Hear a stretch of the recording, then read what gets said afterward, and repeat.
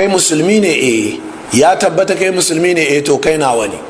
Mazhaba haramun ne ta raba mu, ɗariƙa haramun ne ta raba mu, ƙungiya haramun ce ta raba mu. Don haka a cikin da'awar mu ba mu yadda da kafa ƙungiya ba, a cikin da'awar mu ba mu yadda da kalewa mazhaba ƙwaya ɗaya ba, a cikin da'awar mu ba mu yadda da kafa ɗariƙa ko shiga cikin ɗariƙa ba. Naka mu 'yan salafiya ba ma kafa ƙungiya, kuma mu ba ƙungiya ba ne, kuma mu ba ma shiga cikin ƙungiyar wani.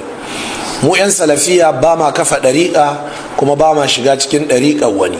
Amma mu 'yan salafiya muna amfani da mazhabobin malamai ahlus sunna gaba ɗaya, amma ba ma kalewa ƙwaya ɗayan rak.